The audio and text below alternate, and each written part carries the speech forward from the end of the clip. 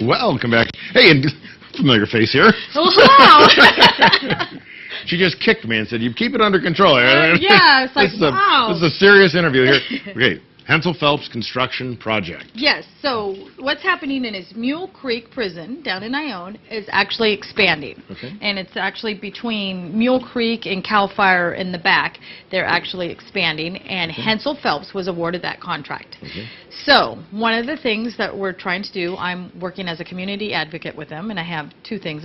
One is to hire local labor, and then two, figure out who to donate to in the community and come up with a plan. So we had a job fair in Ione, in, I believe it was, April. It's gone by so fast. It was in April or May, so we'll be contacting those folks actually starting this next week. And then we have a job fair coming up here in Jackson next Thursday on the 17th at the Civic Center, or City Hall. It's a great little room. And so if you're interested in working for Hensel Phelps, that's the place where you come. We'll have booths set up, so if you're interested in electrical or labor or concrete or heavy equipment, you'll meet all the different vendors. I'll also have a booth as the community person. So for the nonprofits, if you guys are looking for some grants or something, come and see us. We'll have hors d'oeuvres. Mother Lode Market is doing our hors d'oeuvres for us. So we're also trying to support the local businesses by buying locally. We did Clark's Corner for the one in Ione. We're using Mother Lode Market, and just trying to get the word out. And the one question everybody has is, do I have to be union?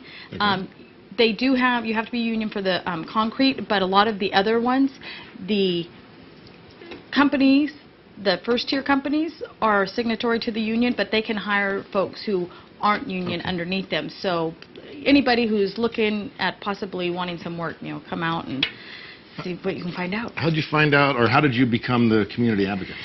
That's so funny that you asked that. So it always seems like you've got your hand, and somehow you're involved. It's a goofy story. So I knew that the prison was coming in, and of all goofy things, I walked over to City Hall to talk to the city manager for something, and they said, "Oh, he's in a meeting with like 5 people." I'm like, well, that must be the prison crew that's building the prison. Who else is going to be a group of 5? Wastewater's pretty much under control. So I walked over to Clark's Corner to talk to them, and this big group of guys walks in, and they have long sleeve shirts on, and they look all, and I looked at them, I said, "Well, you guys aren't from around here." And they're like, "Well, how do you know?" I said, "You guys must be with the prison, which means you're Hensel Phelps." And they're like, "How do you know this?" And I'm like, I was just at City Hall, and I just, put 2 and 2 together. Right. So I sat down and talked to them, and I said, "You know what you guys need?" I said, "You guys need a community advocate, someone who's on the community side, as opposed to when these companies come in." I watched it happen several times with the big companies that come in, and they think they're doing a really good job because they donate,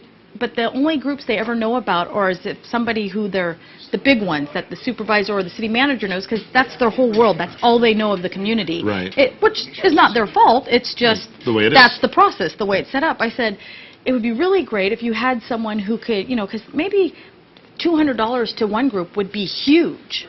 Instead of giving all your money to one big group, if we could spread it around and get the whole county covered, because they have so many dollars to spread out. And instead of going to one, my goal is to try to get it to as many places as possible. So it's a goofy story, and I had to find out. I know, and they usually call them like public outreach or something like that. But I came up with that term, community advocate, and they said, "Okay." So here I am. In fact, now when you open the dictionary and you look up community advocate, you're going to see a picture of Andrea like, hey, don't laugh. My goal would be that the whole building industry would have community advocates, where they would hire someone local that knows the community and actually gives information to them about here's the best way to spread the wealth. Well, so that's just a side note. It's a win-win for the city, the county, our people, their company. They where are they from? Where are they based on? Well, they're headquartered in Colorado, but they're worldwide. Okay, so they're worldwide.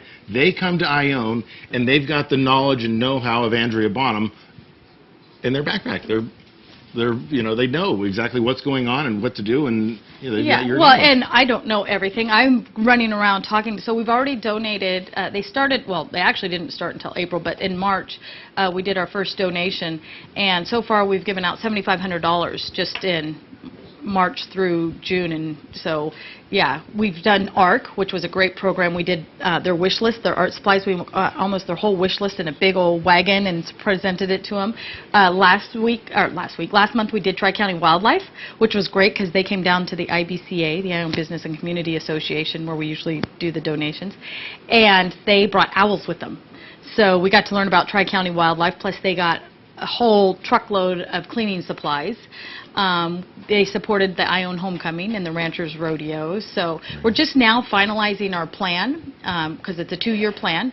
I call it the Community Giving Plan.